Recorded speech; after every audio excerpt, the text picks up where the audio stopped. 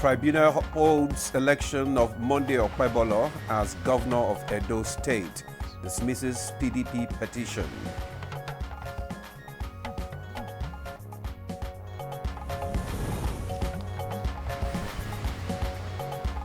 President Tinubu embarks on working visit to Paris, the French capital.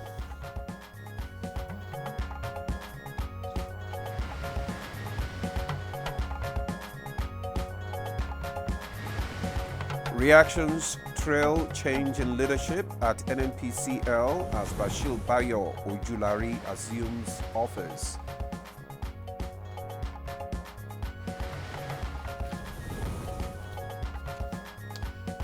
And on Good Morning Nigeria today, we shall discuss National Development Plans 2026 to 2030 under the Renewed Hope agenda.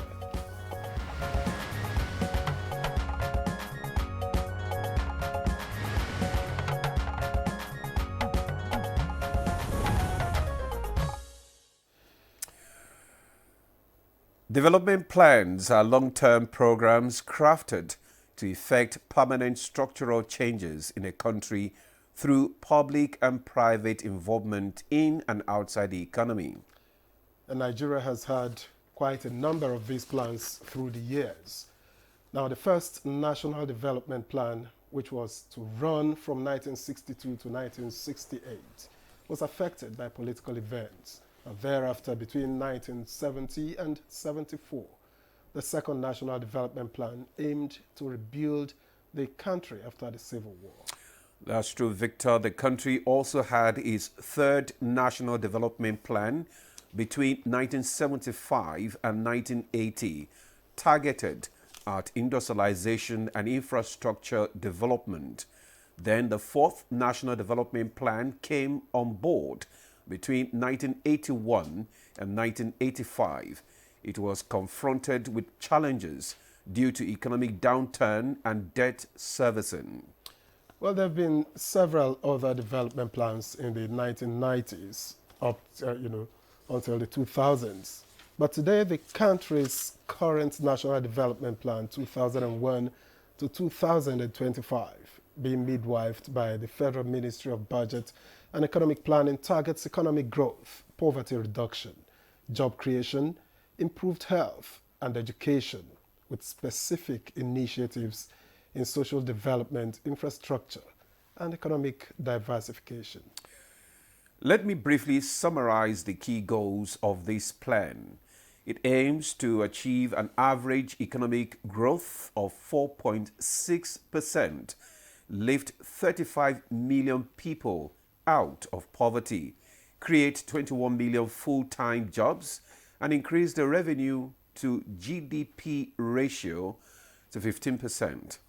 Now, the focus here is on bridging the infrastructure gap, optimizing sources of economic growth, and building a productive human resource base, social development. And the Federal Ministry of Budget and Economic Planning is also implementing initiatives to improve access to quality health care and education, with a focus on gender equality and inclusive development. Now, the ministry is already developing a successor plan to the current plan under the Renewed Hope agenda, with clear goals set to empower more Nigerians, strengthen the economic capacity of citizens, and create wealth. Officials of the ministry will be joining us today to speak more on this 2026 to 2030 successor plan. On that note, let me welcome you to Good Morning Nigeria. I am Victor Azu. Let me join Victor. I am Ademola Adeye to welcome you to the program. Newspaper review with Chukwudi Okoli Ugbaja will get to you shortly, but first, let's get the news from Mina Daniels. Good morning, Mina. Hello, Ademola and Victor. Good morning. Here is the news. President Bola Ahmed Tinubu has embarked on a short working visit to Paris, France. The presidential flight took off from the Nnamdi Azikiwe International Airport at about 2:30 Wednesday afternoon. During the visit, the president will appraise his administration's midterm performance and assess key milestones.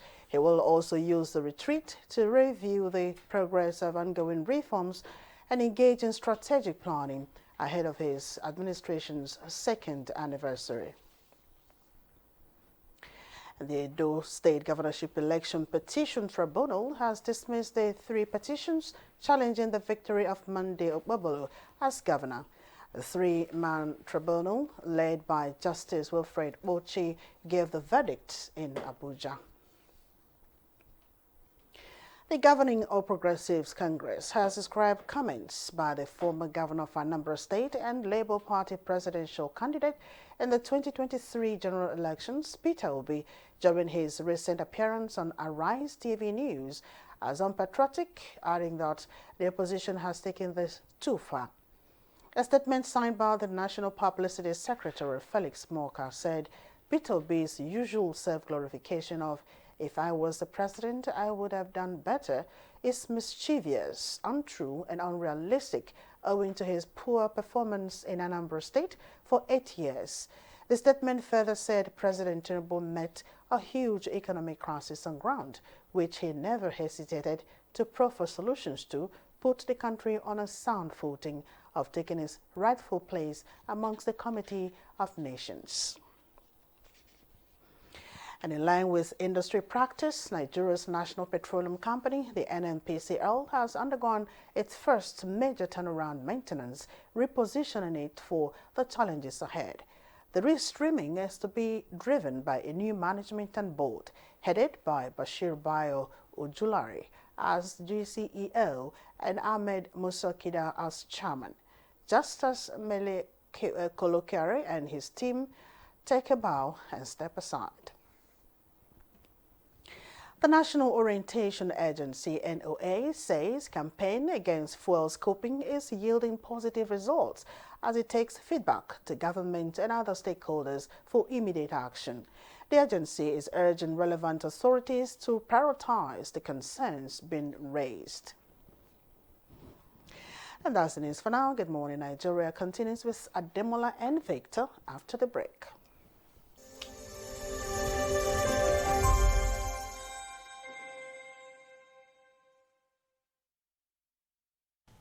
I am Oluremi Tinubu, the global and national Stop TB champion. Many people have asked why I've chosen to champion the fight against a disease like tuberculosis. My reason stems from a deep personal experience. I once had a friend who unfortunately fell ill and concealed the nature of his sickness until it was too late. Eventually, after he passed, we discovered he had tuberculosis. Sadly, due to the stigma and discrimination surrounding the disease, he would not speak up or seek for help. His death was a painful reminder that we could have intervened and saved a life if only we had known earlier. Tuberculosis is an airborne disease that primarily affects the lungs, but can also impact other parts of the body. Being airborne means anyone, regardless of their social economic status, can contract it. In Nigeria, 1 person dies of TB-related illness every 7 minutes, amounting to 206 deaths every day. Globally, 1 person succumbs to TB every 25 seconds, which is a staggering 3,456 lives lost daily.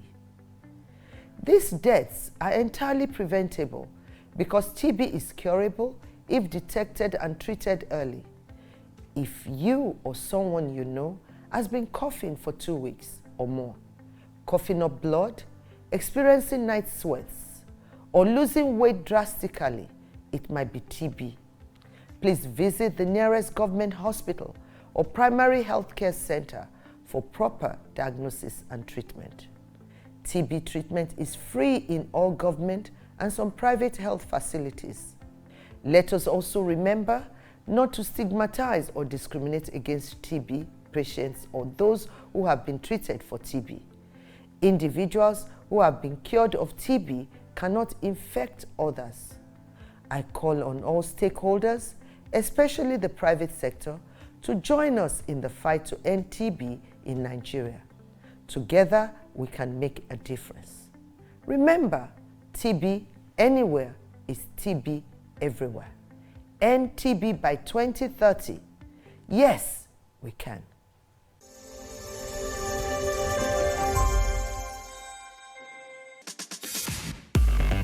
The sport is very, very important to the special kid needs. Engaging in this kind of activities, moving the wheelchair with the strength, is a form of exercise to reduce that stiffness of the muscle. It makes them to be self-dependent, not depending. We should believe that there is ability in their disabilities.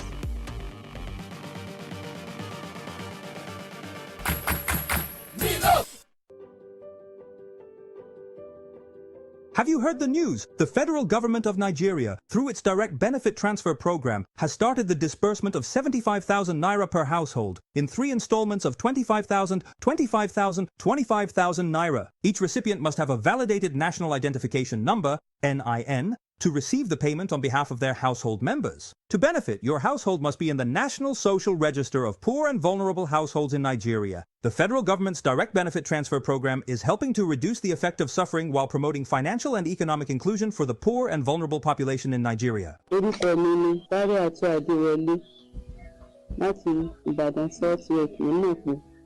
fún wa ní 75,000 NIN ní àti káàdì ìlàsílẹ̀ ọgbà. Nígbà tí mo sì gbà, mo fi ṣe nǹkan tó dáa, mo ra oògùn nínú rẹ̀, mo ra oúnjẹ tí màá jẹ nínú rẹ̀, mo sì wọkọ̀ mi náà ń bẹ. A sì fi yòókù ṣe ọrọ̀ ajé pé ká tó máa rí dé bá. A dúpẹ́ lọ́wọ́ ìjọba wa òkè. This message is brought to you by the Federal Ministry of Information and National Orientation, Federal Ministry of Humanitarian Affairs and Poverty Reduction, in collaboration with the National Social Investment Programs Agency, National Social Safety Nets Coordinating Office, and the National Cash Transfer Office. The Council of Our Fathers. I will urge and advise our younger generation to use talent and brain to sort out problems, not arms. Nigerian youths, let's build our nation together.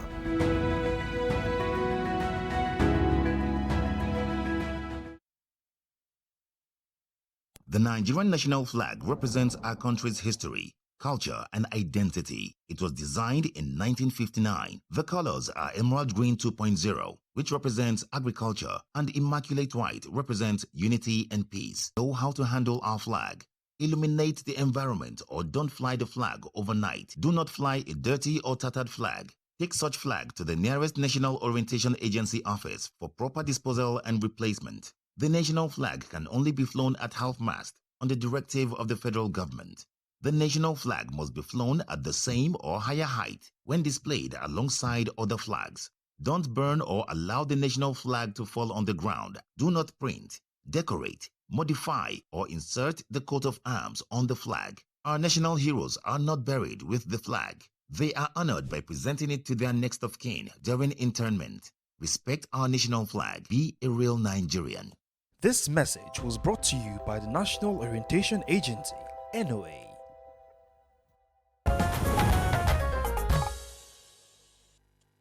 Thank you for staying with us. This is Good Morning Nigeria on the network service of the NTA.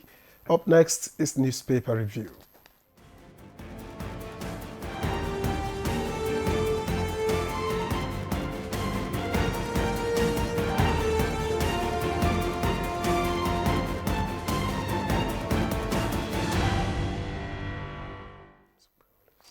Our newspaper reviewer, Chukwudi Okoli-Ugbaja, is here. Chooks, good morning to you. How are you, Demola? I'm doing great. Morning, my dear. I don't want to, cast a pall on your day, but Saka scored on his return. Victor, how are you doing, my dear? Well, I'm all right. I could be better. Good morning. Smile a bit. The world is not on your shoulders. That's what one American lady told me on the Houston lift, Adams Mark Hotel.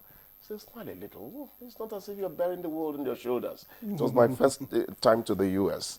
It was Anyway, let's get to the papers. And I'll start with the Daily Times. And the lead story here reads, FCT Police Command clean up Abuja to commemorate Day. FCT Police Command clean up Abuja to commemorate Day. That story is on page 2. And of course, the picture story shows President Bola Tinubu as he left for Paris yesterday. And below that story, that picture story, Injustice unveiled Aisha Achimugu's ordeal. That's on page 8. Injustice unveiled Aisha Achimugu's ordeal. And beside it, Oluremi Tinubu celebrates World Autism Awareness Day 2025. You get details on page 12. And above the nameplate, Tribunal affirms Okpebholo as duly elected Edo State Governor. That story is on page 2. And that takes us to the blueprint.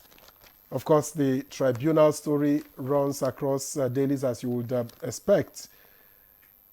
Just beside that, above the nameplate, Nigeria, UNIDO signed $174.5 million deal to create jobs and boost development. Details on page 8.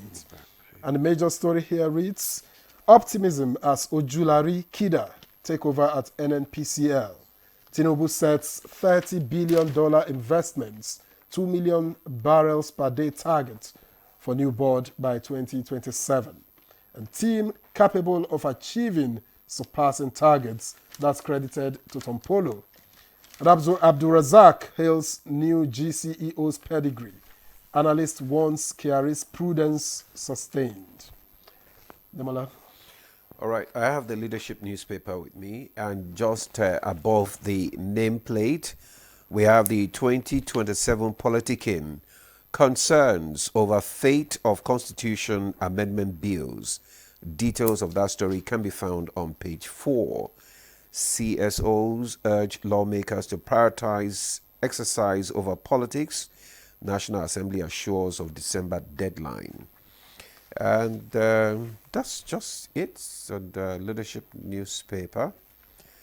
Just at the back page, we have that Nigeria must end mob violence. That's referring to the Uromi lynching. I think the major story here is the change of baton at the NNPCL, Chukwude. It is a major story, and you want to wish Engineer Bashir Bayo Ojulari, well, he and his team. Yesterday I asked if it is old wine in old bottle. Old bottle because, it's a bureaucracy. It goes on and on. But new wine would be there if fresh ideas are being brought in, if things that would revolutionize a bit the way the place is run are being brought in and all that. So we can only wish him and his team well. And also the chairman as well, that's Engineer Amadou Kida Musa. And to be fair to the former helmsman, some modest gains were made. Even if it's just the return of those refineries to work. Yeah. It is something. In Nigeria, we hardly praise you because of other considerations, but we must acknowledge what even your enemy has achieved, because that's the only way you can sleep well at night, telling it the way it is. I've heard people say that if Kyari could at least set us off to producing again at home, that the new management should be able to, stop us entirely from importing. Let us, my opinion, I keep saying Tinubu is a competent person and he tends to bring in people who know. Let us hope that this is one of those Tinubu team people who know what to do. Forget all the things you hear and all that. I think the president has a knack for getting people who can get certain things done.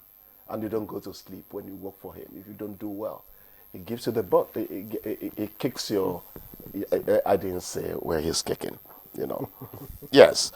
There's one you didn't read, which this, for me, is an opportunity for us to always talk to Nigerians.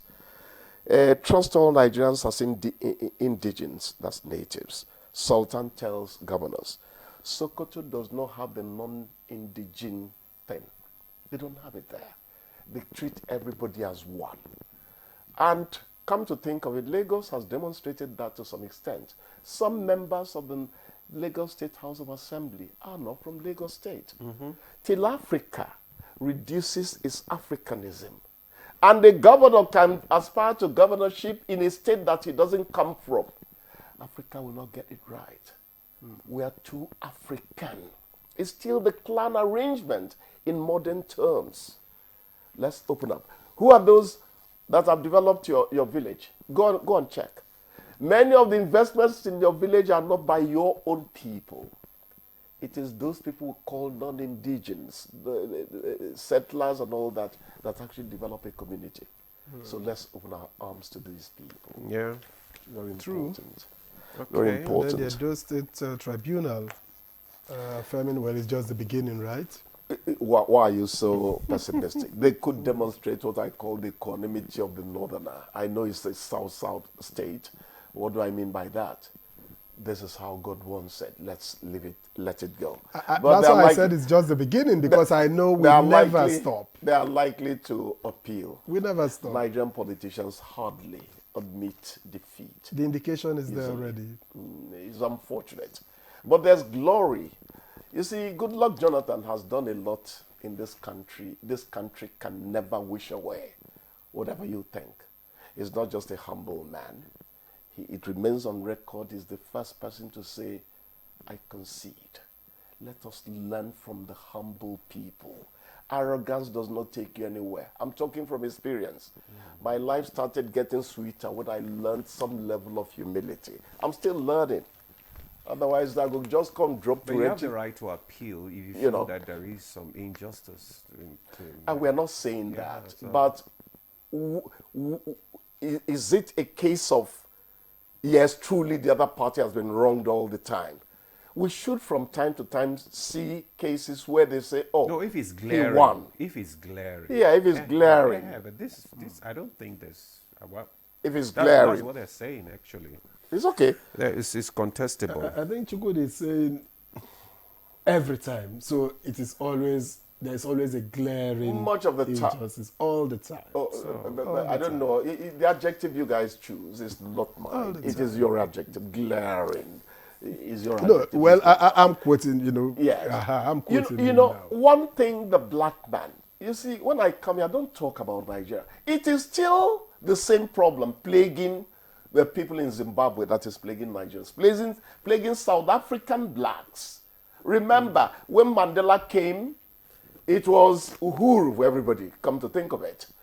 But over time, APC took South Africa down to the way Africans reason. We have to come out of it. Go and look at the party now. They needed a coalition the other time. A whole APC, not APC, please.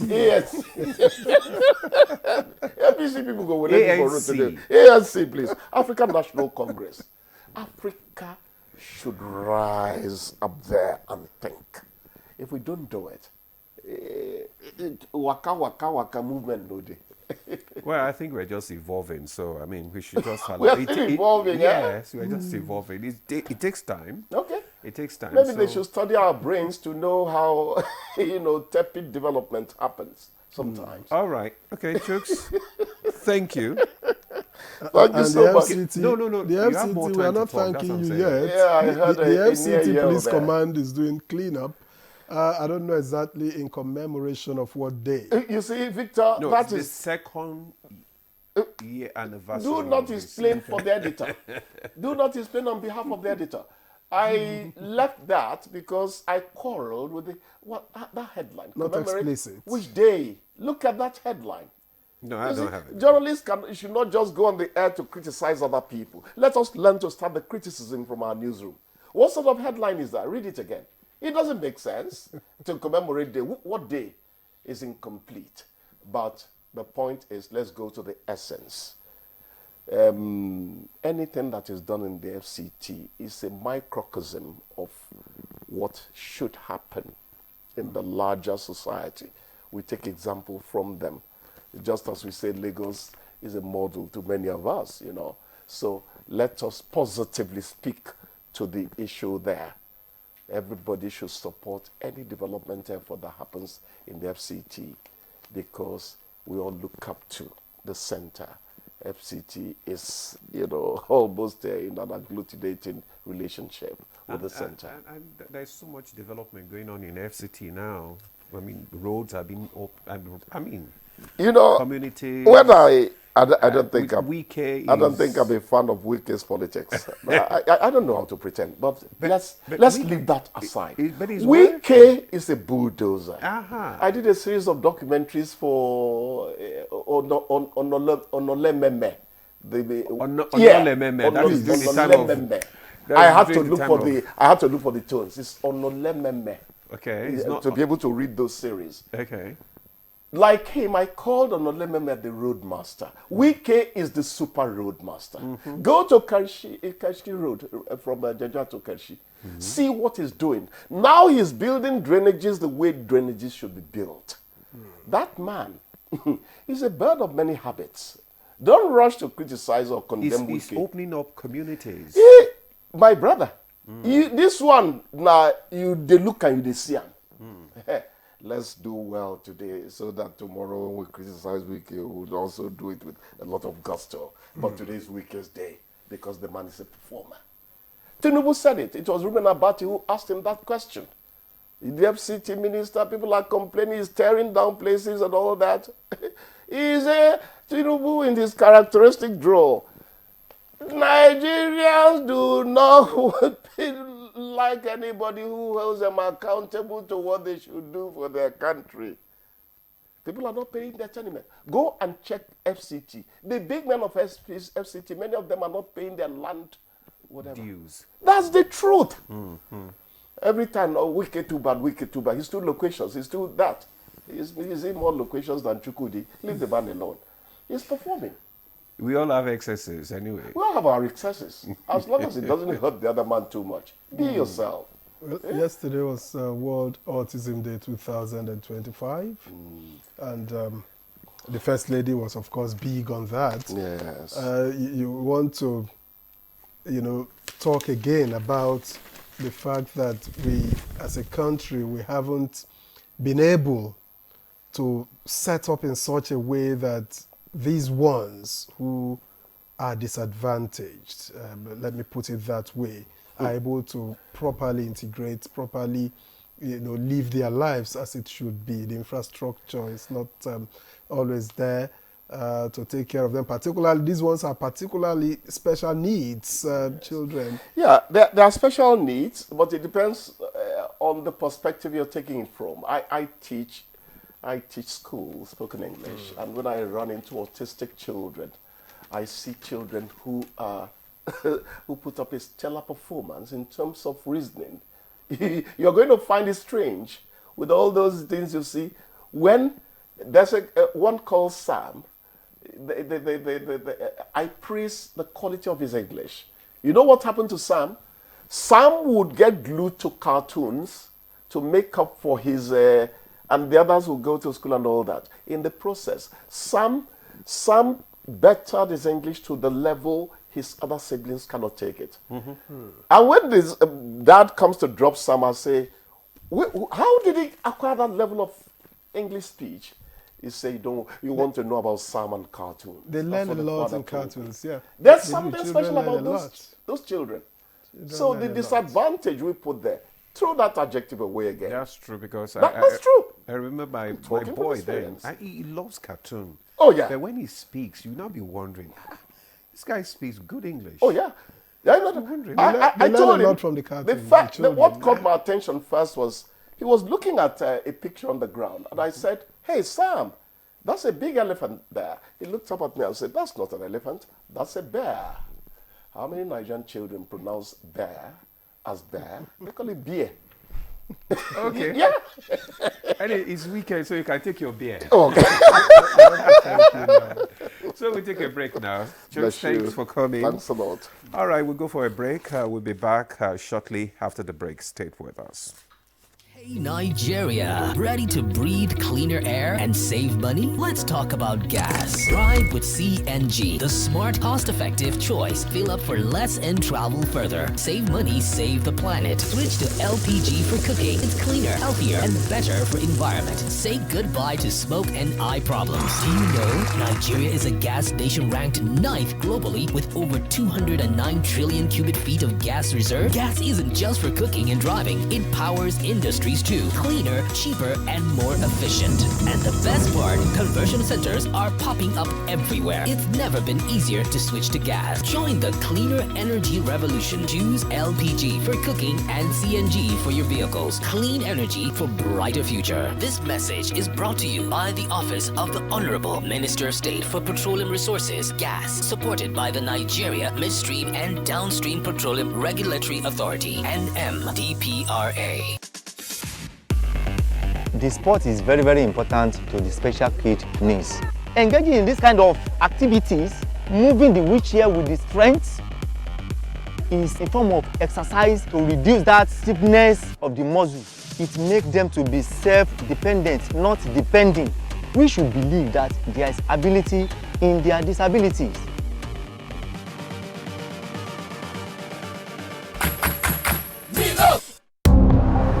Nigeria is perched on the treasure trove of solid minerals.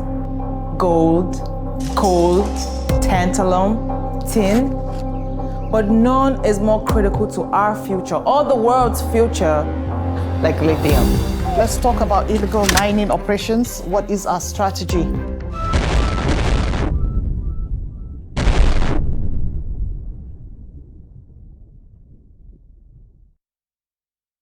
The Nigeria Coat of Arms is the official seal that represents the authority of the Federal Republic of Nigeria, hung on the wall behind the seat of the principal officer of the government, supported by the portrait of the serving President of the Federal Republic of Nigeria. It has 7 features.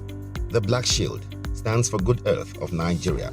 The silver wavy band stands for the confluence of rivers Niger and Benue. The 2 white horses stands for dignity.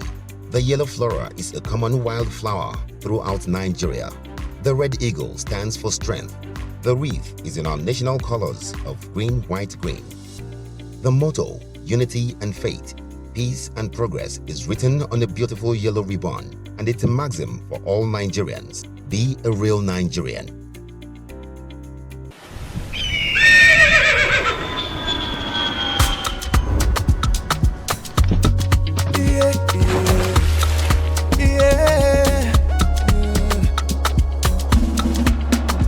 From the Atlantic across the savannah to the Sahara, we rise, a land of the free, we know they tire.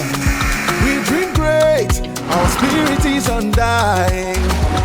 Resilient, rooted like palm tree, we sway in colors, with undying demand. We bet solutions, we ignite passion, yeah. Each ethnicity is unique, we have more than just a nation. We are Nigeria, strengthening unity. We know they carry lives. We are Nigeria, together live the dream of a land with great destiny. We are Nigeria.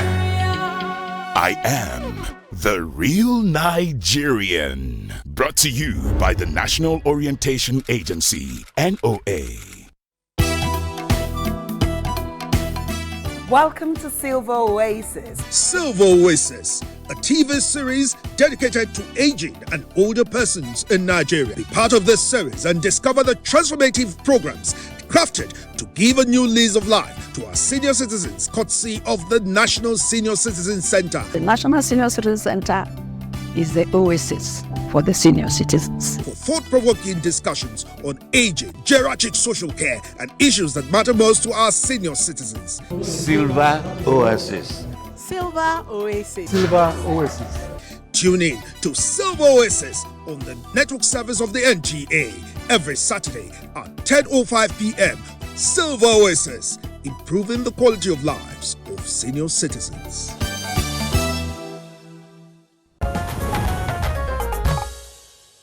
Thanks for staying with us. You're still watching Good Morning Nigeria on the network service of the NTA. Our conversation today is on the 2026 to 2030 National Development Agenda under the Renewed Hope Agenda. To set the tone for the discussion, let's take a listen to this background report by Ibrahim Bello Gunda. The importance of development to the growth and sustenance of any nation cannot be overemphasized. National development planning in Nigeria can be divided into three different phases according to the time in which they took place and the manner of development planning involved in each phase. The era of fixed medium-term planning, 1962 to 1985, the era of rolling plan, 1990 to 1998, and the new democratic dispensation, 1999 to date. Following an end to the military rule in 1999, the maiden development plan introduced by the new administration involved the implementation of a 4-year medium-term plan document designed to unlock the country's potentials in all sectors of the economy for a sustainable, holistic and inclusive national development. During the plan period, government focuses on sectors with great potentials to generate jobs for its people and with multiplier effect on other sectors while investing in critical infrastructure such as power, alternative energy, rail, roads and housing, and ensure macroeconomic stability, enhance businesses and investment environment, and improve the living conditions of Nigerians. However, despite the various phases of development planning, there are various challenges that hinders full implementation of the National Development Plan. The current National Development Plan is coming to an end this year, and a new Renewed Hope Agenda with the successor Medium-Term National Development Plan 2026 to 2030 is underway. What differentiates this National Development Plan from previous ones? How will it address challenges of past National Development Plans? And how will it achieve average economic growth, lift millions of Nigerians out of poverty, create full-time jobs, raise revenue to GDP ratio, as well as improve health and education of the population? These and more will be some of the questions guests on Good Morning Nigeria will find answers to on the program.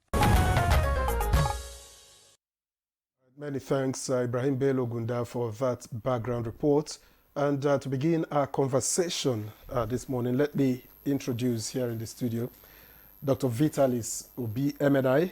He is the Permanent Secretary, Federal Ministry of Budget and Economic Planning. A pleasure to welcome you back to Good Morning Nigeria.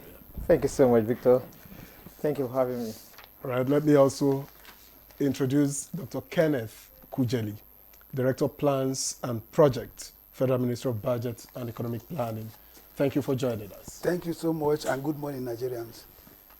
Also joining us here in the studio, we have Mr. Felix Okonkwo. He is the Director of Macroeconomic Analysis, Federal Ministry of Budget and Economic Planning. Mr. Okonkwo, thank you. Good morning, and thank you, Nigerians. All right. Also joining us here in the studio is Dr. Samson Ebimaro, Director, International Cooperation, Federal Ministry of Budget and Economic Planning. You're welcome to Good Morning Nigeria. Thank you very much. Good morning, Nigeria. All right. So let's start with the Permanent Secretary, Federal Ministry of Budget and Economic Planning, Dr. Vitalis Obi. Can you just give us an overview of when we say National Development Plan, what exactly are we talking about? And just probably give us a lowdown of several development initiatives, since 1962. Yeah, once again, good morning, Nigerians. Thank you for having us. At the Federal Ministry of Budget and Economic Planning, we have the singular task of handholding and housing the National Development Plan, which in itself is the spine of the nation's catalytic growth for both the economy and driving it to where it ought to be. Okay. Like you said, Nigeria has had development plans after independence. The first National Development Plan from 1962 to 1968 witnessed a rapid growth infrastructure across the Nigerian landscape. It was truncated by the Civil War. A new National Development Plan was also birthed after the end of the Civil War. And that also helped to accelerate the infrastructural development, economic growth, especially that Nigeria was resonating from the oil boom sector. Resources we had were driven to grow the economy. And like any other nation on the earth, for a nation to achieve where it ought to go, it needs a drive, it needs a vision, it needs a mission, it needs a strategic plan. And Nigeria had a strategic plan in action, and she was following it diligently. And it has helped the country to get to where it is today. The administration has now bettered another new agenda called Nigeria Agenda 2050, which comprises of 6 trenches of 5-year medium-term development plan. And the first of it is from National Development Plan 2021 to 2025, which is currently ending December 2025. And we have other trenches coming up. So the next trench is from 2026 to 2030. Now, with a development plan, a nation can plan its priorities. A nation can achieve its goal and target to where it ought to be. Because all citizens, governments at every level, federal, state, and local, especially for Nigeria that has a federal structure, we own the plan. It will be domesticated within us. Every citizen will be speaking to it. So all our drive, all our developmental agenda, as it were, we speak to the plans. It will also help our budgeting cycle and process, so that the budget will be speaking to our priority areas. We will be spending as already budgeted for, not out of our budgeting cycle. In all, as a nation, the development plan is already a roadmap that we should all embrace, own, domesticate, legislate, and discipline ourselves to stick to it so that we get to where we ought to get to. That's the essence of having a development plan. Like the common adage says, if we plan to fail, if we fail to plan, we already plan to fail. Yes, so as a successful nation as we were, we need to handhold our plan, stick to it, discipline ourselves to follow it letter by letter until we achieve where we ought to go. So it's a rolling stone. But what is your assessment of the existing plan, the plan that is terminating, by the end of this year? What's your assessment of the plan, key achievements, and perhaps challenges? Because that also gives you a way to look at it when you plan for the future. The assessment of the current plan has been beautifully and masterfully executed. With the renewed hope agenda of the current administration, the renewed hope agenda was a strategy that was introduced by President Bola Ahmed Tinubu GCFR to help us achieve the content of the National Development Plan.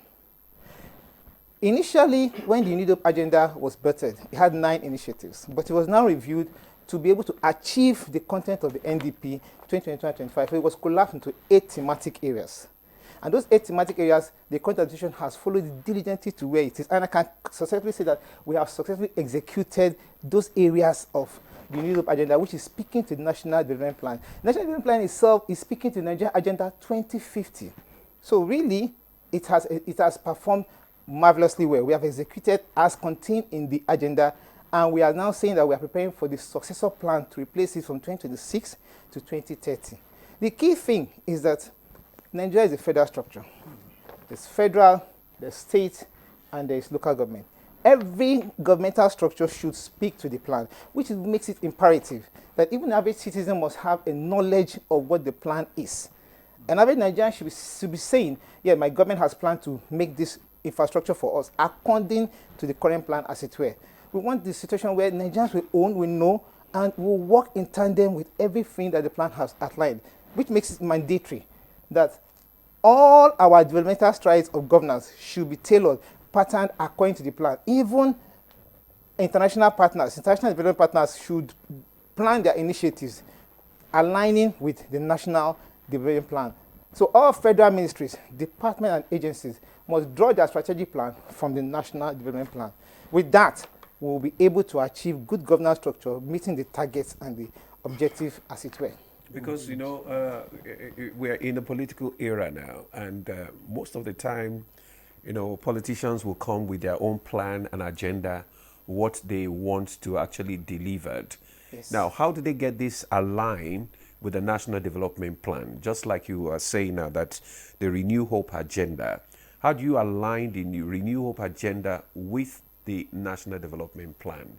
Is it aligning? It is aligning, like I said. It's already aligned, having the 8 thematic areas, 8-point agenda, as it were. It was actually more than, it was 9, but it was streamlined to speak to the plan itself. So the renewed hope agenda is a drawdown of the National Development Plan, as it were. Okay. So it's speaking to the National Development Plan. So the National Development Plan is helping to drive. So we expect that all the states, all the state and the local government, subnationals, run their own governments in alignment with the National Development Plan as well. Okay. All right, thank you. Thank you, Dr. B. Dr. Kujeli, in your capacity, can you give us an idea, an insight into some of the specific projects under this new plan that Nigerians should look forward to? Thank you very much. That's interesting.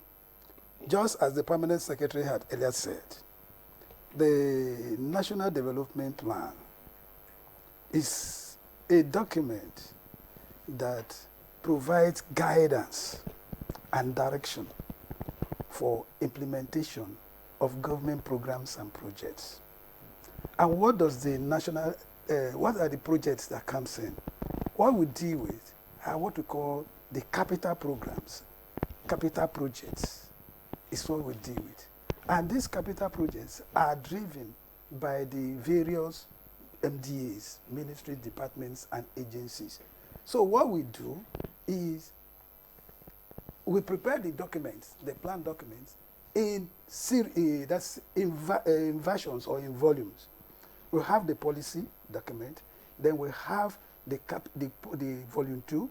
The volume 1 is the policy document, while the volume 2 is the one that contains the programs and projects which you are asking for, and the volume 3 are what we call legislative imperatives. That is, those laws, issues that need to be addressed to enable the implementation of the plans. So under the capital programs and projects, we look at the priority areas of government and the agencies or the MDAs that implement them. Take, for example, you'll be looking at road constructions, for example. You'll be looking at social projects that has to do with either education or that has to do with health. You also be looking at projects that have to do with industrialization, and that has to do with energy, power, infrastructure. So the plan itself has admitted those programs and projects, these specific programs and projects, into the plan. So those ones that have been admitted into the plan are currently the ones being implemented by government. So that is why if you are talking of roads like even the bridge, the Second Niger Bridge, for example, you talk about also the construction of the roads from Abuja to Kaduna and so on and so forth. And you talk about the energy itself, the power itself. So these are all admitted into the plan and projects. And the implementation, again, depends on availability of resources. But most often, some of these capital projects, you can also look at the private sector support by way of investing in those areas. So that's what we do have when you are dealing with capital programs and projects. Okay, thank you, Dr. Kujeli, for telling us, some of the plan for implementation of this plan and project. Okay, let's go to Mr. Felix Ogunko, who is the Director of Macroeconomic Analysis. And I want to just find out, what are the strategies, that you adopt, that is being adopted actually, to achieve economic growth and, economic growth and development in the National Development Plan? Thank you very, very much. I want to thank you for inviting this team to this meeting. It's a way of sensitizing Nigerians on what government is doing. The plan, as my previous speakers have said, is a roadmap, is a compass that government follows to implement capital programs and projects. Then, how do we do this? The plan we implemented was ERGP. Economic Recovery and Growth Plan. The plan was succeeded by NDP 2020-2025. And in doing this, what you do is, if you finish implementing one plan, you need to review that plan. Okay. What have you done right and what have you done wrong? And in doing that, plan the best practice to have it mid-term review and end-term review. And these are strategic things we do to assess performance of those plans. What are you doing correctly and what are you doing wrong? So you can make amends. So we did it for ERGP. When we're preparing the NDP 2021-2025, we did the same thing. Now that we are preparing the successor plan 2026 to 2030, we are doing it. When this government came into power, what we did in the course of the review was to get the 8 priority areas of government and align it with the plan we had, which was the current plan we have, which is 2021 to 2025. And then when we did the alignment, we now discovered, because we did the kind of mapping, we discovered that most of the things the new government wants to do were already in the plan, one way or the other. So what we have done is we now specified those sections of the plan, where they are, so that and informed government that these things are already in this plan. So the implementation now commenced. Every plan has strategies for implementing it, And as my colleague just said, implementation is by MDAs. They are the ones that do implementation. If you talk about infrastructure, we know key infrastructure MDAs. They are the ones that implement those infrastructure projects. Talk about social, MDAs that do social, education, health. Then address poverty, all these things. So we have strategies for implementing the projects, encapsulated in the plan we are discussing. For instance, give us the strategies that you use, in implementing issues, in addressing issues such as poverty, inequality, unemployment, or gender equality. Thank you very much. In the plan, there's a whole chapter on gender, poverty, and unemployment. A whole chapter devoted to poverty and all those related issues. We have key interventions in addressing poverty. For instance, you know about the National Poverty Reduction with Growth Strategy. It's one of the key documents we implement.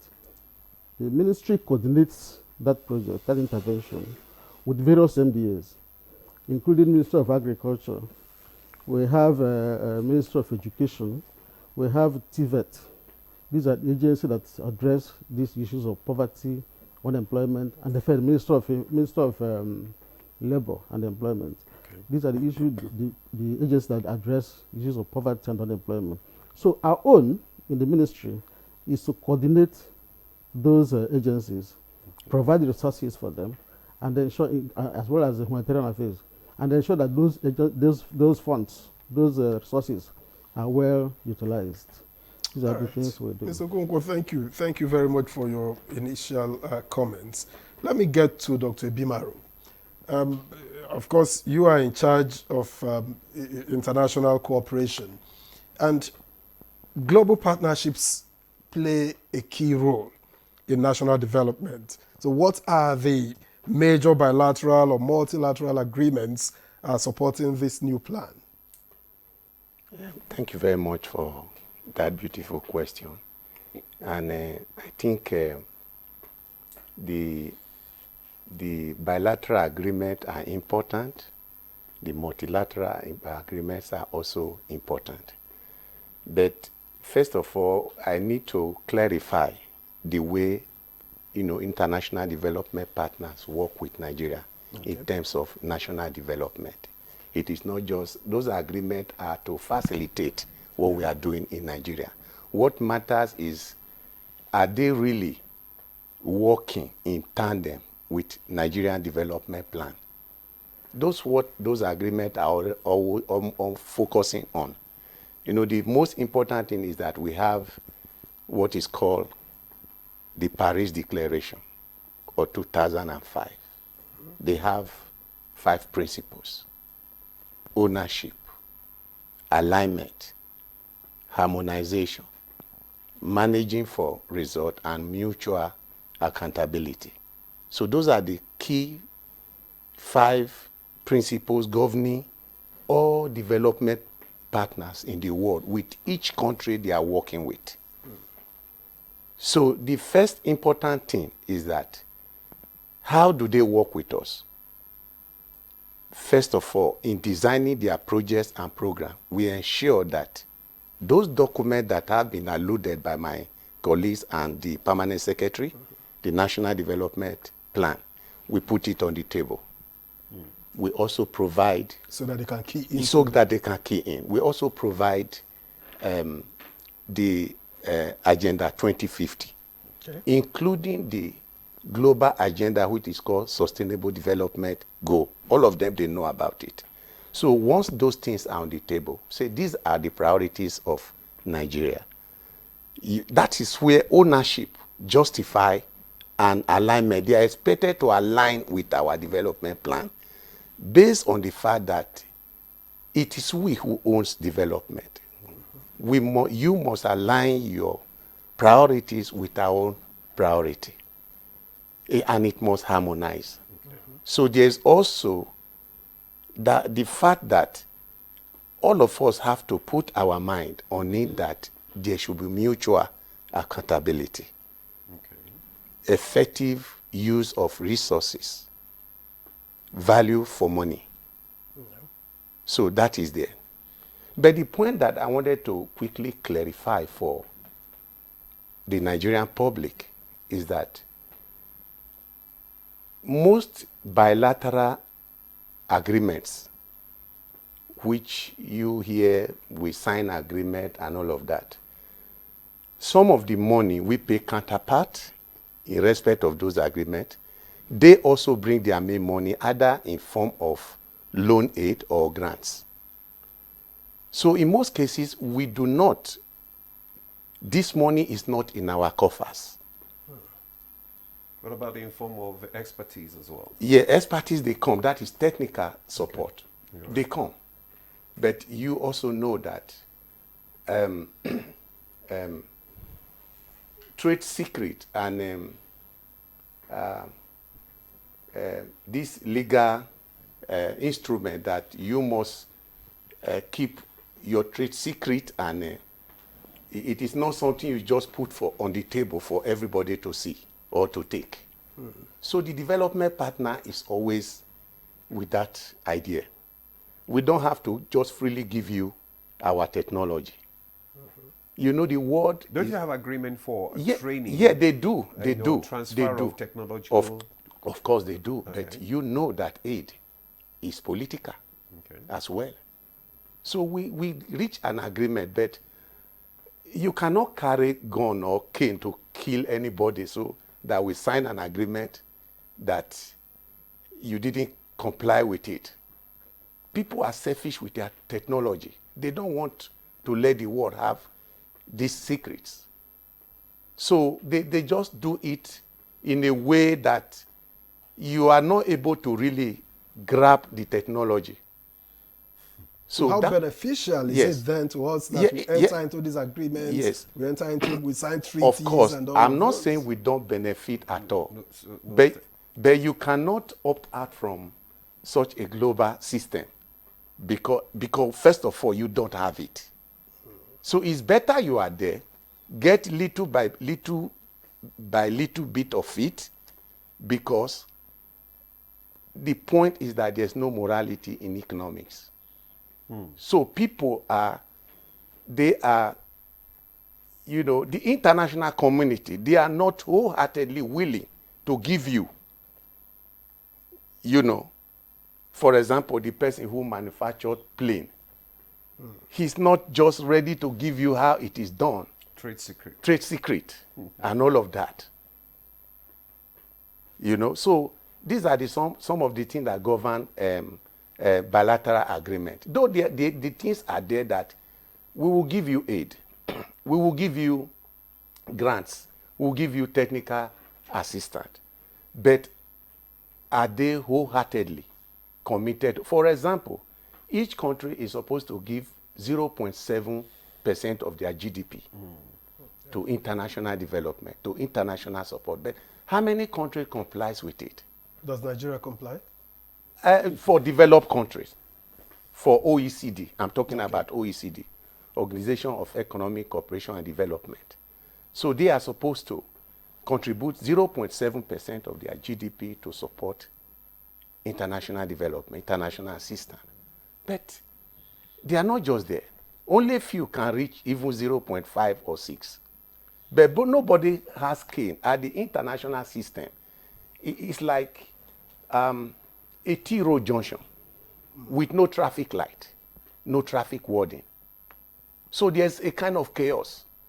Which is the more reason why Nigeria should be a bit more independent in our own planning and all of those. And that's why I'm going to ask Dr. Vitalis Obi again, what's the vision driving this successor plan?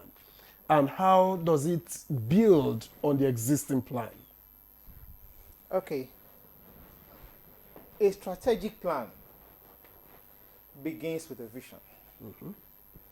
A vision, it has a vision, it has a mission, it has a clear objectives that is meant to achieve. In my hand there is the current National Development Plan. Okay. So this is it. It's clearly stated. I hope the camera can see that. National Development Plan 2021. Just for a moment so that the camera can pick it. Mm-hmm. Okay, please go ahead. Please go ahead. So this is National Development Plan 2021 to 2025, Volume 1. Like I said, it's the first of 6 5-year medium-term development plan that has been divided into this and cascaded down to 2050, implementing the broader, longer-term visionary plan of Nigeria Agenda 2050, which itself is even a drawdown of the AU, African AU Agenda 2063. Okay. That's its continental agenda. Even the AU self-agenda speaks to the Sustainable Development Goal of the United Nations. Just to show you that, like an inverted comma, inverted pyramid rather, you could see there is a worldwide global United Nations Sustainable Development Goal plan, which is global, international, which now comes to the continent called AU itself. AU Agenda 2063. Mm-hmm. Nigeria draws from the AU. We now have Nigeria Agenda 2050. Now, our own national development plan is coming from the Nigeria Agenda 2050 to have the national development plan spread over from 2020 to 2050, 30 years. 30 divided by 6 trenches is 5 years. So we have 5 packs of national development plans moving. Like my director of microanalysis earlier said, there was a plan called Economic and ERGP, yes, Economic Recovery and Growth Plan, which ran from 2017 to 2020. It was then the revision. Like any plan, you must have a plan to revise it. You revise, you review it, and you monitor and evaluate it from beginning to the end. In the revision, you now see where are setbacks, what challenges did you encounter in it. It was the revision of it that gave back to the National Development Plan, as it were. Okay. And now we have the first trench. Now, we have successfully executed it to where it is now. And the blueprint that the current administration is using to implement it is the Renewed Hope Agenda. The Renewed Hope Agenda is implementation strategic pathway, strategic blueprint to implement the National Development Plan 2021 to 2025, speaking to 8 thematic areas, from recovering of the economic growth through boosting agriculture and food security, accelerating growth in human capital development, health, education, transport, promoting infrastructure development and transport and co, even promoting digitalization of the entire economy. These are all contained in the 8-point agenda. Okay. And government has taken strategic steps. Now, the president in his ascension took bold reformative steps. Fuel subsidy was removed. The forex market was unified. Consumer credit scheme was launched to help Nigerians to access easy credit loans to be able to promote startups and grow the economy. Dry season farming was enhanced. Seedlings were provided to farmers to be able to do what they need to do. Infrastructure development was also boosted. like we see in the development of the Lagos-Calabar Coastal Highway, Sokoto to the other highway that moved, that is currently in place, up to build in Sokoto, I mean a village in Sokoto as it were. And then you could see other various infrastructure projects were also done. Government, to promote housing and education, created the Renewed Hopes Infrastructure Fund that speaks to boosting that also sector. Then special intervention funds and projects were also created to help the government meet its needs. So government is already working out and implementing this particular plan as it were. The economic management team has already commenced and given a signal that we have commenced this building the successor plan already. Now, the successor plan 2026-2030 is to provide sustainability to continue the catalytic growth that Nigeria has witnessed in executing this plan. Nigeria has actually also experienced economic growth in comparison with other competitive economies like her own. She has demonstrated rapid growth with the current interventions that the government has done. So government has been successful in doing it. And that is why at this point, not to allow a vacuum to exist, because we are in early 2025, first quarter, now second quarter 2025, not to allow a vacuum to exist, we need to bet the successor plan 2026-2030 that will be launched this year. It will replace this outgone plan after careful review and seeing all the areas. Now, in doing this, government has to now engage all stakeholders, organized private sector, federal ministry, department and agencies, even international partners, we all look at it. We all look at it, review it, and then improve the thematic areas. Currently, we have 37 thematic areas that we are also building upon. So with the government is a continuum. So as we move into the next specification of the plan, government has a continuation strategic document in its front that she will continue to implement the renewable agenda as it were going forward. So that there will be no vacuum at all.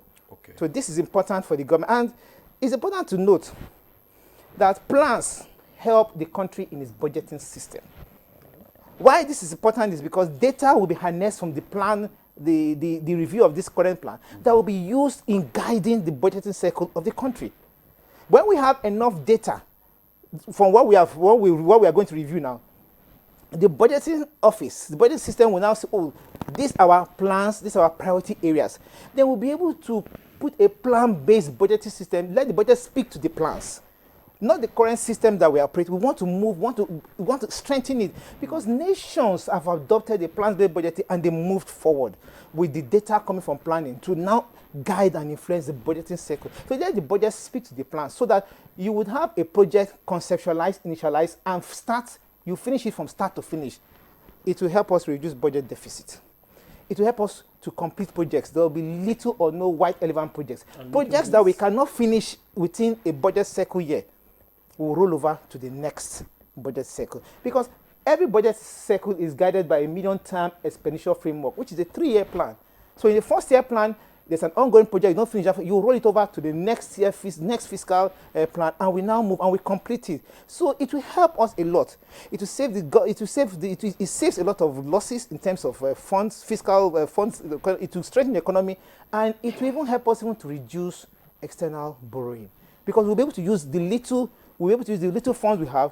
That is the concept of using your little funds to do more. You have little money, but you use it to do more, because there's carefulness in planning, and your plans will speak, your budget will speak to your plans, and you execute it finally. And the citizens, it's very important that citizens will own the plan. Citizens will see that the government is doing everything for them. That's why planning is critical to the sector. That's why the Ministry of Budget and Planning, we coordinate all the MDAs. We show them the pathway of the economic plan as well. So we make sure that they speak. We don't implement. We coordinate the economy, and as it were, and make sure the plan is central. Sense of direction to all municipal agencies. But why I'm asking, you know why I asked? We have a problem of continuity. This is glaring. And I'll give you an example. There is no administration through the years that doesn't seem to appear to abandon projects. You will find abandoned projects that were started by previous administration that were left, and an administration will run throughout and not touch it. Is there any bind, anything binding in this new plan, this incoming plan, that will ensure that people must, new administrations must take up what has been started and finished, for instance? Yes, there is. That's why my colleague mentioned a legislative buy-in, a legislative process, part of it. That legislative process means that we have not only created a plan, we have domesticated the plans within the country. Then we have also legislated the plan. Every plan should have an institutional framework. It should have a political framework. It should have a legal framework. So the legal framework ensures that government go, government come. Government is a continuum. The plans don't decimate. It doesn't disappear from the table. So wherever an implementation stops, the next government ensures its continuity. It's a rolling stone. It's a rolling stone, like I said. The beneficiary are the citizens and the country. So a strategic plan is a driving document that helps every nation on earth to get to where it is. And every government and every governance process looks at the strategic objectives in its front. Nigeria is a federal structure with a 3-tier system of government, and currently with the local government autonomy granted, we have even projects can be executed at the local government level of governance under the supervision of the state government, while my federal government provides the omnibus supervision over all national projects and plans through the National Monitoring and Evaluation Department in the Federal Ministry of Budget and Economic Planning. So planning is central. The Federal Ministry of Budget and Economic Planning was formerly known as the National Planning Commission.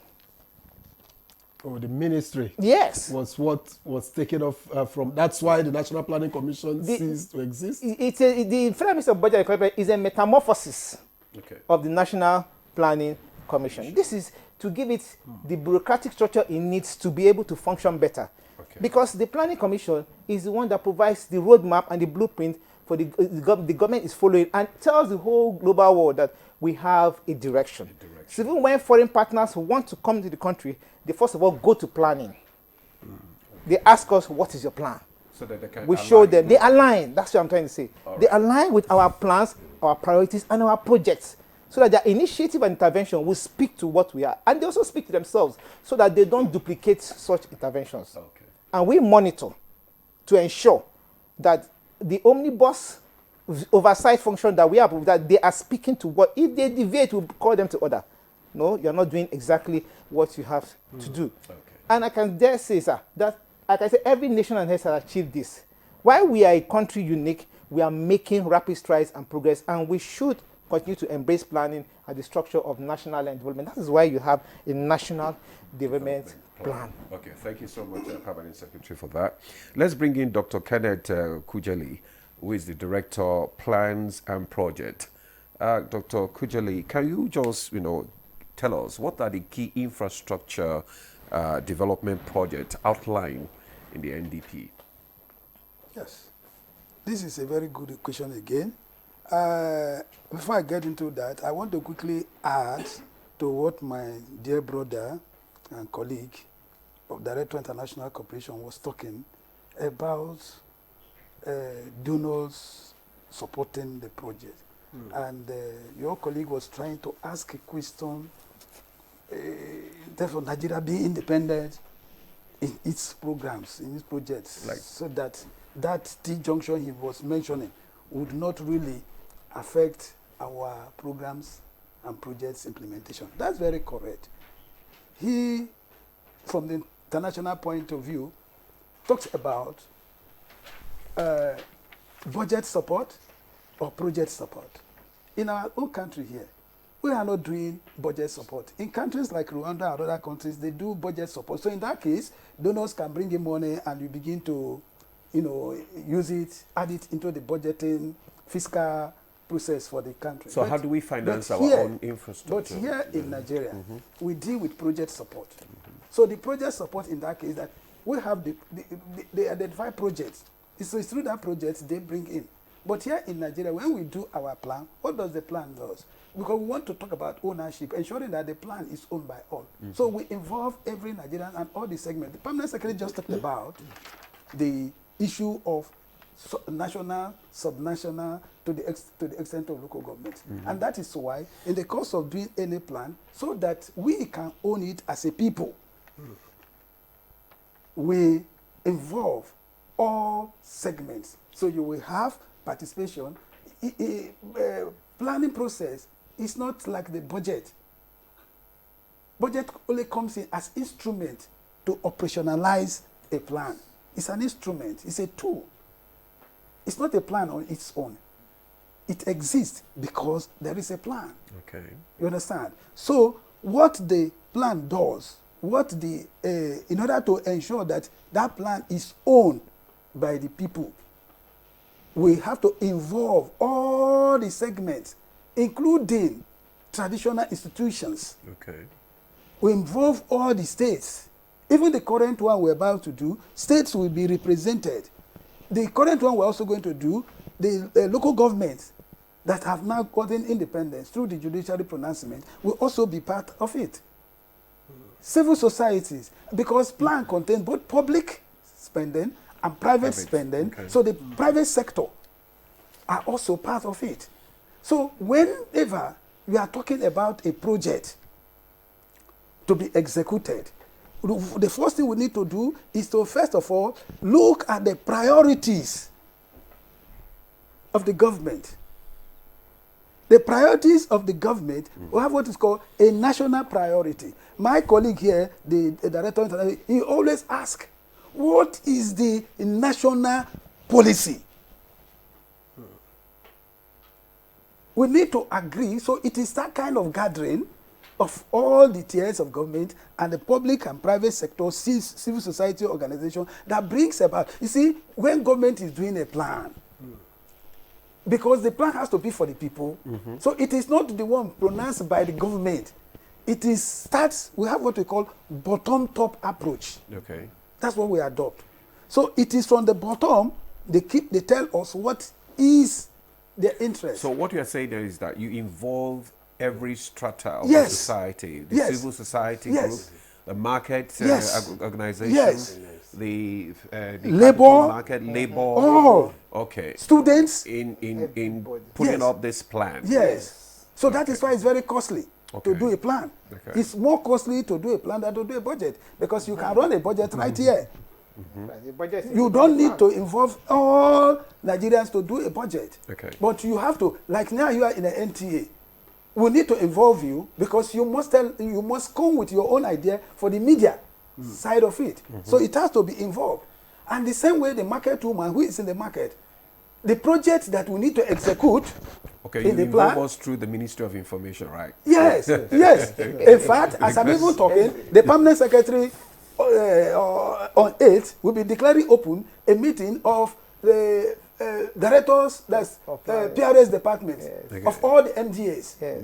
And your ministry, information, is part. Is also there. We cannot invite you directly, I know. but we are speaking to your ministry, and at the end of speaking to your ministry, we expect that your ministry will cascade it down to all the agencies under them. Okay. And when they are cascading, if they invite the permanent secretary, they invite me, I will come to that meeting where I will now speak more on how it goes down to the micro level. So you can see that the process of planning is a bit more complex and more difficult and involving a lot. All right. But you have not told thank us. you. So- wait, you have not told us Yes. the key infrastructure. Okay, Yes. now. That's what I'm saying. So I want to enter there now. So Okay. that area, for the key infrastructures, we are going to be, the plan will be looking at priorities, I said, of government. And one of the priorities of government is what? Infrastructure. Infrastructure has different classes. Okay. You have the core and the non-core. But within the core infrastructures, we'll be looking at security infrastructure. You'll be looking at physical infrastructure on the road. That is why the permanent secretary was talking about the coastal road, Lagos-Calabar coastal road. It's a key example. It's a key example because that project is just starting now. So definitely it cannot be completed in 1 year. So it has to be fully admitted in the new plan so that it can stretch. If I don't even come in here, if it's sectoral, you could see government has done initiatives carefully. In education, government took an initiative to launch the students' loan, and that was to help students' accessibility to good quality education. Government also, like I said, in the agricultural sector, provided consumer credit scheme and also to help people obtain loans, not just for agriculture, but also to boost small and medium-scale enterprises and provide startups. Government also, through the Federal Ministry of Innovation and Communication and Technology, help to promote digital startups, encourage youth to be able to move into that area and also grow the economy. In economic area, government has taken some bold steps to be able to drive economic growth. Like I said, first subsidy was removed. The forex market was unified, stabilized the exchange rate, and this is to help the investors, the local investors now, to be able to take charge and grow more and boost more in the economy, and also give confidence to our foreign investors that our economy is more stable. More foreign direct investment should come into the country. On infrastructure, he gave an example. Government promoting rapid infrastructural growth. And what did that renewable budget do? It did it by even creating a Renewed Hope Infrastructure Fund to drive infrastructure development across the sectors of across the landscape. And so sectorally, you could pick it up. On healthcare, government upgraded many healthcare centers and even provided more manpower and also provided more funds. And that's why in this year's 2025 budget, you could see that government increased a lot of funds to security. And after security, the next sector was health. After with that sector was education. So you could see that government was already implementing, by doing that, speaking to growing the human capital development, as it were. But do you have timelines for the achievement of all these objectives? Yes, like I said, every budget, every plan has every plan is smart. When we say smart, it's specific, it's measurable, it's achievable, it's realistic, and it is time-bound. So every plan is smart. So there's a time frame. And that doesn't depend on, realities that you don't. It depends on realities. Even anticipate. No, there is a contingency created in it. Because government creates this, government plans for contingencies.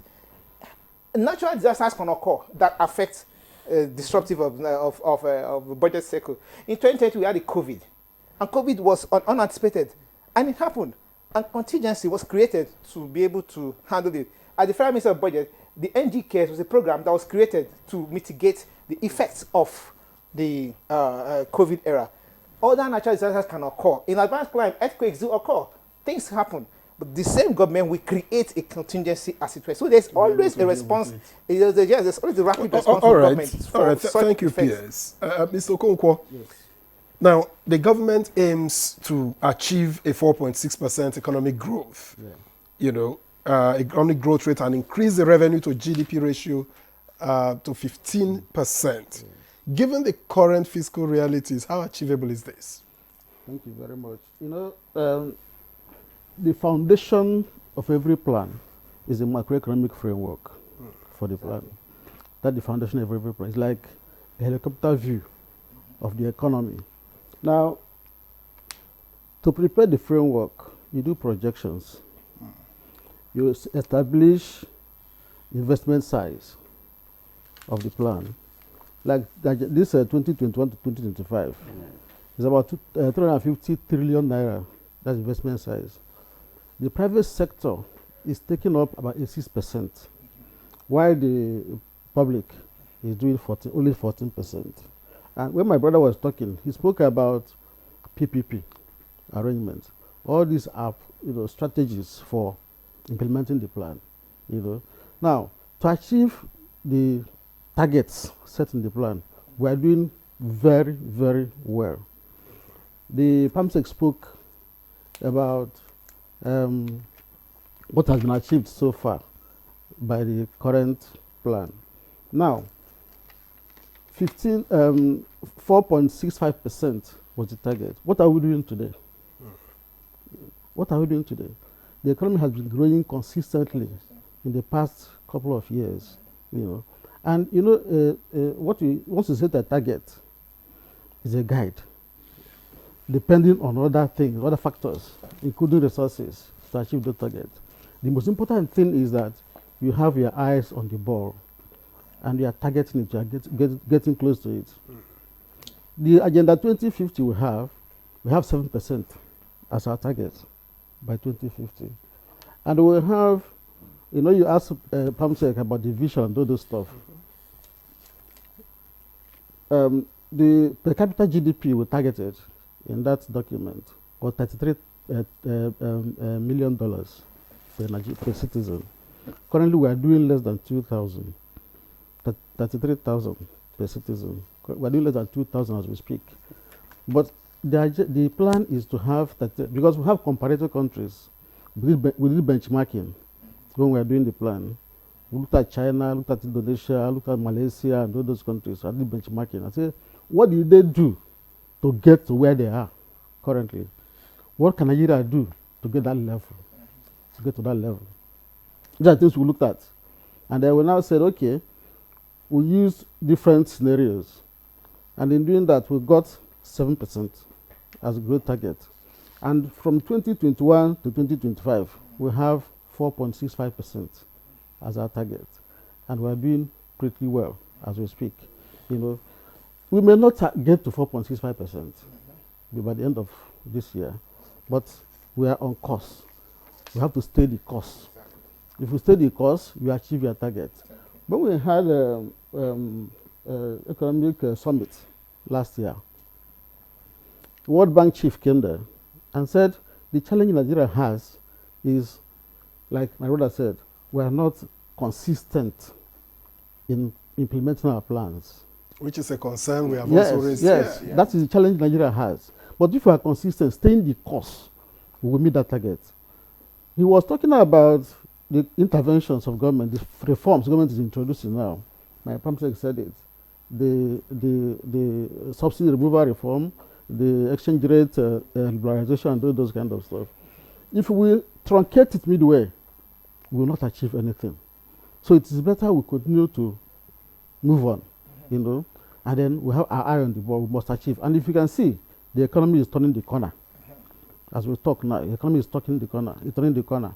So what Nigeria needs to do is consistency in plan implementation. If we don't do that, we will not end up where we were. That's why this government should be supported in what we are doing. Consistency.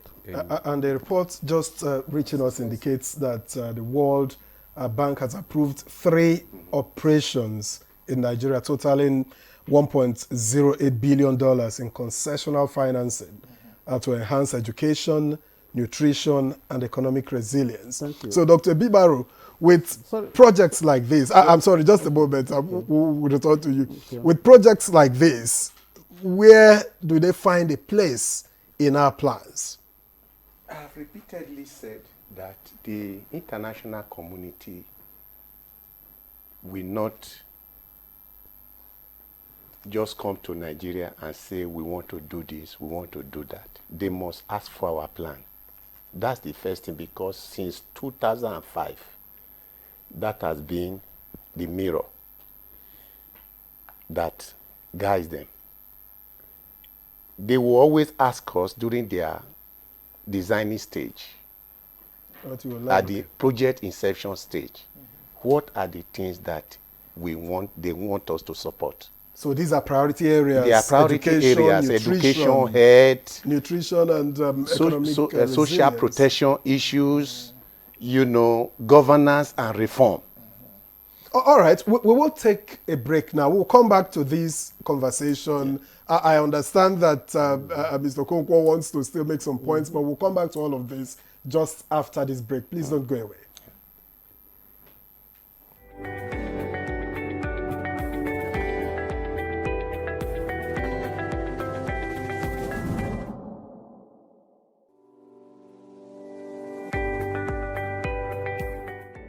Creativity is so broad. I would say whatever it is that you're creative about, it takes a lot of practice before you become very good. So if it's something you intend to pursue, it's something you have to keep doing. You have to keep practicing. It's not going to be an overnight success, which a lot of people look for. But if it's something you're determined about, but the drawback rather, is that you need what is called staying power. While you're developing your creativity, you need to earn a living. So I know that's where the conflict usually comes in, especially with the hardship in the country and all that.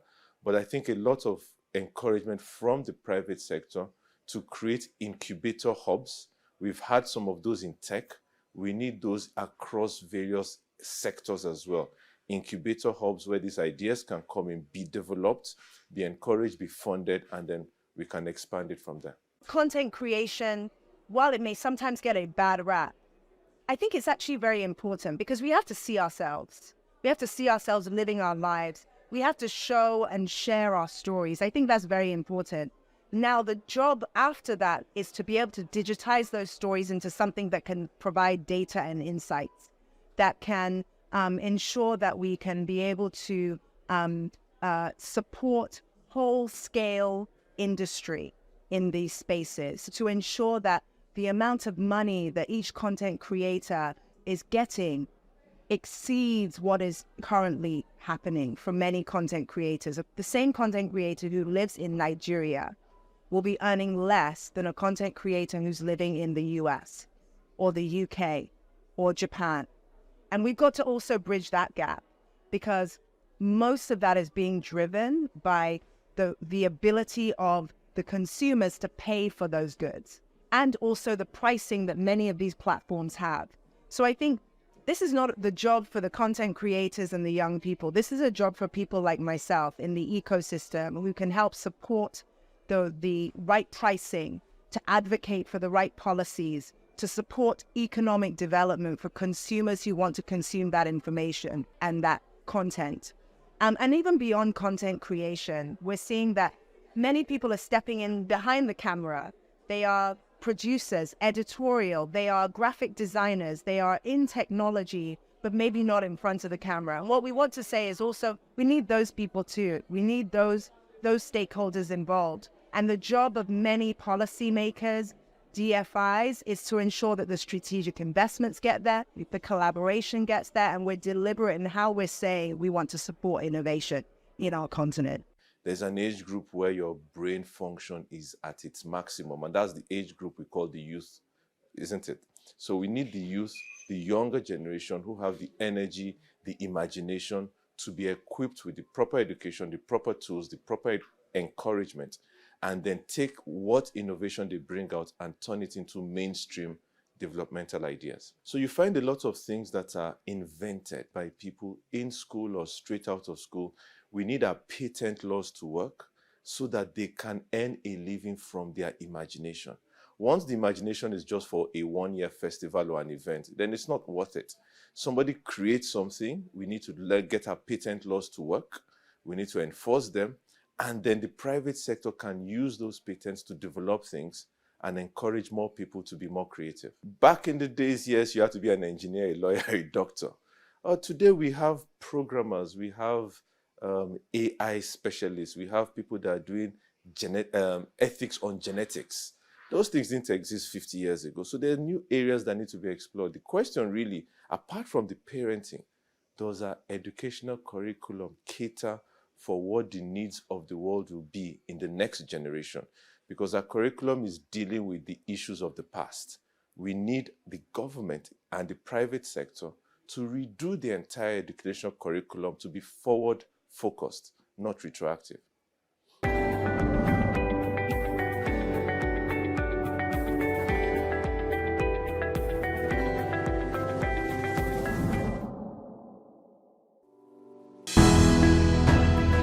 The counsel of our fathers. My advice to these young people is please do not take us back to those harrowing days. You probably do not know what it is. Nigerian youths, let's build our nation together.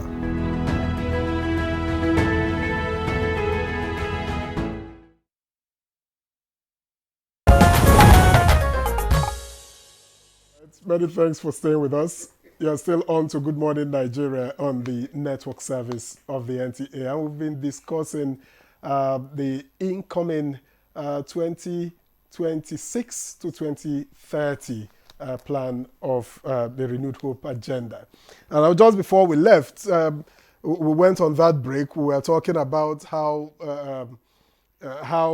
development partners, how aids and all of those key into our national plans. But let me get back to Mr. Okonkwo.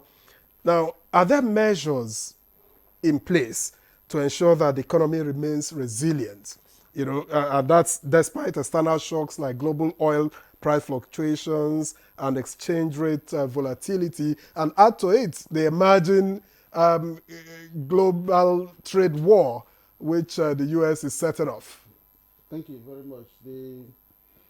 The essence of the plan is to provide all those unforeseen, like my brother said before, circumstances that may happen. The shocks, external shocks, that's the essence of the plan. So the plan will accommodate issues that will impact the global economy, especially like the oil price, you know.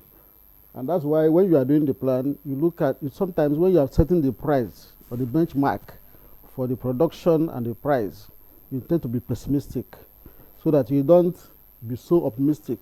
So there are so many scenarios you have to look at: pessimistic scenario, optimistic scenario, and do nothing scenario. Do nothing means stay where you are and continue what you have been doing. So these are the things we do when we do the framework, when we do the projections, and then look at those scenarios. By the time we finish doing the plan, we will get to say, okay, the oil price is going to be so and so amount for the first year of the plan, for the second year of the plan, until the 5th year of the plan. And then if so and so thing happens, these are the things that will provide, you know, a kind of shock absorber to make sure that the economy remains resilient and stable. And as we are talking, if you look at the way the economy is moving, a lot of things that are happening in the international community now, Nigeria is not so much being impacted. It's because of what the current government is doing. The government is providing some level of shocks to absorb what is happening, you know. And then we are looking at a situation where we should save for the rainy day. Nigeria should save for the rainy day. And that's why we will advocate for what's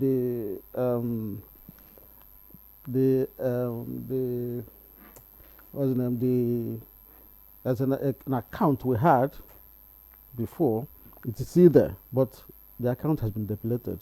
So it is important that we save, not sharing everything we get in the economy, and save external reserves. So we keep part of the plan of what you prescribe. That's what we are looking at when we are doing this current plan. We look at those areas to see why government should have something, a fallback option. If there is a problem in the economy, you can take money from there and support the economy. These are part of the things we are looking at in the current national development plan we are trying to produce. So it is important that we look at these areas. But the challenge usually is the subnational governments. Nigeria is a federation. And that's why they have to be part of the planning process. And that's why my brother is saying, in fact, even the 2021, 2025, they were all part of the planning process. Okay. The states and the local governments and the private sector. In fact, the institutional arrangement for the plan is that you have the steering committee, you have central working group, and you have technical working groups. You know, so the steering committee usually is chaired by a private sector person and co-chaired by a public sector person. So as to have that, what we call ownership and buy-in of everybody in the plan. So by the time we do, they be part of it, they know it, especially the subnational governments, so that once they agree on that, and then when you do the national plan, it's not a federal plan. It's owned by the entire country. It's a national plan. And we expect state governments, in doing their own state plans, to take a cue from the national plan. Okay. So these are the things we are doing. All right, thank you. The government removed the first subsidy to provide more funds to go to the states and local government. No, let me ask. So that they can be they're part of that plan implementation. Yeah. So how do you get all these stakeholders, you know, engaged and involved in the implementation of this national development plan? Because without their involvement, active involvement, and well informed, you know, it won't be a success, and the sustainability will be, you know, challenged. How do you get them involved in it? I like your question. It speaks to a jingle that NTA always speaks, the real Nigerian. The real Nigerian is every Nigerian from the grassroots upward. So there is a bottom-up approach. Government ensures citizens' engagement, citizens' participation. Needs assessments are done, feasibility studies are done together with the needs. And that's why my director plan said, yes, engagement goals and plans and priorities are uploaded. And in that planning, the government owns it, the entire citizenry own it from that bottom up, with local government, state government, and federal. We all own it. We now put all that we own into a structured plan. The budget is to oil the plan. The budget provides resources to implement the plan. So definitely, the budget is a blueprint to implement what already has been prioritized and what already owns. So definitely, at every sector, through constant enlightenment, constant communication with the citizenry, constant engagement with the organized private sector, stakeholders, civil society organizations, everybody's involved. Educating even international partners, we will keep everybody abreast of what the plan is. So the plan is not just a document that should rest on the shelf in a volume. No, the plan should be constantly disseminated to all citizens. In fact, I would dare say, a child in primary school, secondary, university, they should know the plan. There should be a constant communication to every sector. Is there any plan to, have it, in the school curriculum? There is a plan. It is my duty as primary secretary. It's my duty, everybody, to own the plan and speak to it.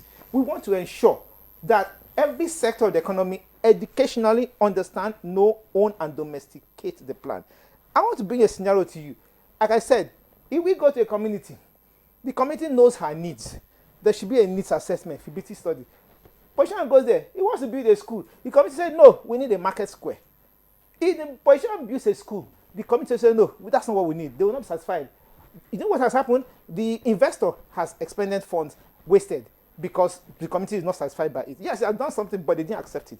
But if the investor has done exactly what the community wanted, their needs has been met, there's value for the money invested, you understand? And there's proper accountability and enhanced growth and economy. So it shows that engagement through the bottom-up approach helps everybody to be on course. And that's what makes this thing a robust resounding. So it is imperative that the taxi driver, the policeman, if the policeman understands the plan, there will be no collection of bribe at checkpoints because he knows his action is not helping national development plan. There will be no vandalism because you are destroying state property because you know you are supporting your country to get to where it is. The youth will not be restive. Why the youth are restive? Because even the youth some of them don't understand what a national plan is all about. But thank God that this government has engaged the youth, truly, and more youths are brought on board. The women group also brought on board. We have more women now in government side participation. So everybody gets to understand what the plan is. What does it speak to? What does it entail? So constant communication, strategically, constant public enlightenment, constant education, disseminating to everybody will now own and understand the plan. A driver passing on a road may be passing, oh, there is a pothole in this road. He sees that the road is bumpy. The passenger will ask him, oh, this road is not good. When the driver understands the plan, he will tell the passenger, don't worry. It is in the next government plan approved for this year. According to that plan, this road will be fixed. That is amazing where the average citizen understands where government is going to. But that takes a lot of advocacy, a lot That's of why I said a lot of awareness, a lot of enlightenment. Doing enough, though? We are doing it and want to intensify it. We want to intensify it. We are doing it and we keep, like my brother said, we need to stay the course to achieve where we need to go. That's why even the time we have for this discussion cannot allow us to exhaust it. It's an ongoing discussion. That we need to engage the citizenry, the community, everybody at all levels. It is an ongoing The importance of planning is central. Okay, Dr. Kenneth, how do you monitor and... Okay. Talking about plan implementation and involvement of other stakeholders, there is a plan implementation unit in the ministry. Good. And it's captured in this document you have, around page 80-something of that document. 187 of this same document, the plan implementation is inside. So it is there. What we have done is to set up that unit in the ministry. It has a steering committee, headed by the vice president. Okay. Then we have membership cutting across all the MDAs, all the civil society organizations, development partners, and the state governments. They are all members of this. So they meet regularly to review what government is doing, how is it aligned to state plans, how is it aligned to government priorities? Is it consistent with the plan we're implementing? So, plus the volume 3, the legislative imperative that is designed to remove all the binding constraints to plan implementation. So all those things are put together to ensure that there is seamless implementation of the National Development Plan, just in addition to what the Department said. Okay, all right, thank you so much. Dr. Kenneth, I was asking you, what are the, how do you monitor and evaluate, the success of this plan? Great one. Let me take it this way. You see, for the plan itself,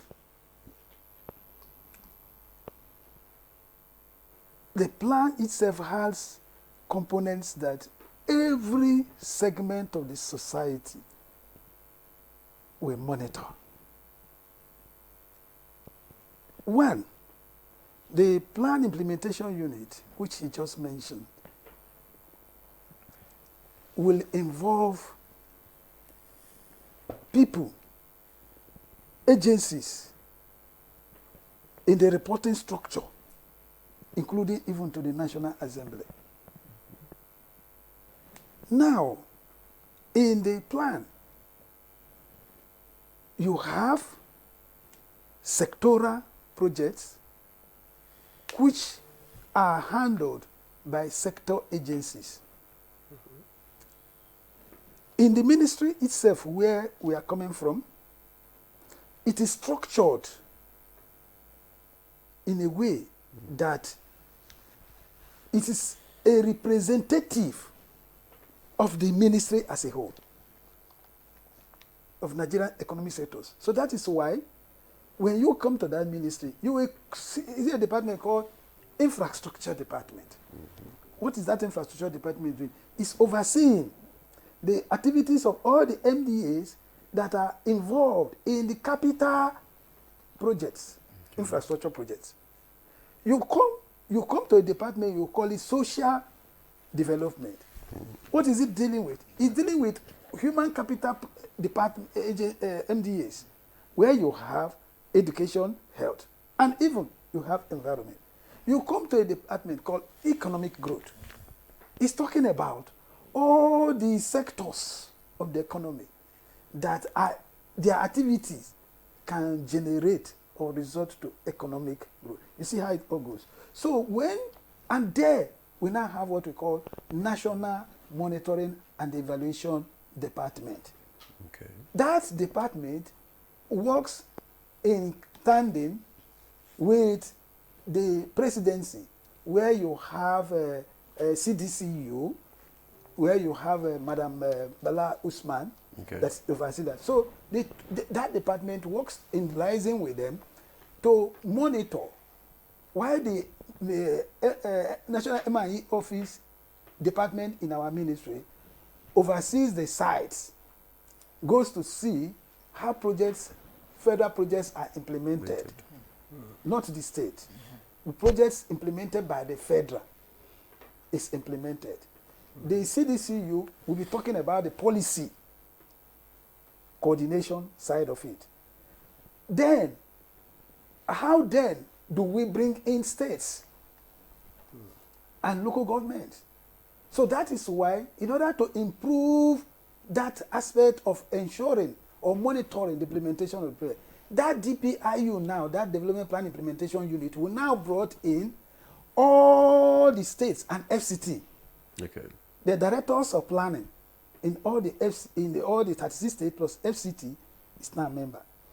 We also have members, the local governments. We now have representatives of the local government. So in each geopolitical zone, because the local government is 774, so we cannot bring all the 774.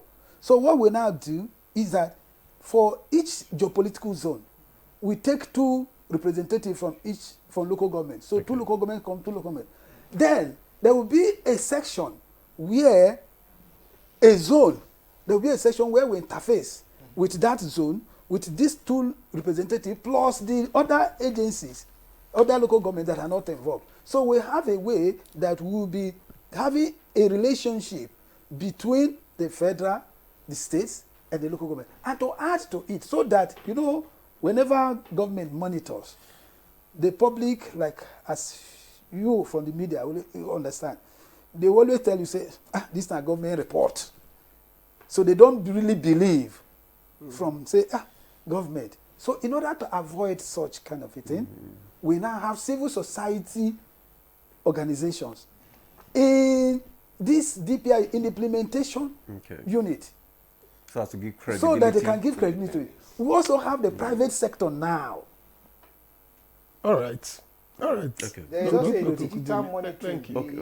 I would mention the IMAC, which allows everybody, organizations, individuals, communities at all levels, state, local, and federal, using a digital app application called IMAC. They are able to also monitor and send the feedback. It is a project. It's a project going on in an area, because everybody in every project site you see a project board that states who is doing it, when it's supposed to be. They monitor, they take pictures and upload and give success report on this thing. So the monitoring is robust. Sorry. Everybody's involved in monitoring. The data comes national monitoring evaluation. Yeah, but some of these projects, when you look at the board, you look at the time frame, and you find out that most of the time they don't keep to the time frame. For instance, they will say this road will be completed in maybe a year or two, and it's extending to 4, 5, 6 years. Let me help you. That is why plan-based budgeting is good. Because when you have a plan, we have a priority infrastructure you want to build. You've identified it. The next thing now is to affix a budget to it. You do a cost implementation, which you now bring into your budgeting cycle. Your budget will now be, we will now come out with an amount that you have already costed that will speak to that completion of that project. So you are able now to have the funds released to you within that year to start and finish the project. So what have you achieved? You've achieved completion of that project within the timeline you have said. What when that project is not completed within that time frame? Good question still, because budget is a projected revenue. Because in budgeting, you want to know where you're getting your money from. We have two major sources. We have the oil sector giving us money. We have the non-oil sector and the services to coming up, and other taxes and all that. If we don't have releases enough to the contractors and those you don't have adequate releases, they will not complete it. So inadequate release of budgeted funds is a factor. Because I was going to say, yes, that would affect we won't project have, completion. We won't have uncompleted projects. That was yes. If everything works as smoothly as but that's why we need to have a plan-based budgeting. We are running out of time. Yes. I just want to take this question with Dr. Yeah, okay. So just for 30 seconds, please. Yeah, go ahead. You see, once you are doing a plan is futuristic. Yes. You are not planning for yesterday. Yes. And therefore, there is possibility that that these projects will not be completed. But what we are now allowed is that we have what we call ongoing projects and new projects. So when the project is not completed within the plan, we make sure that in the subsequent plan, like as we are doing a successor plan now, those projects that were started in this plan could not be complete will now be readmitted to continue. Right.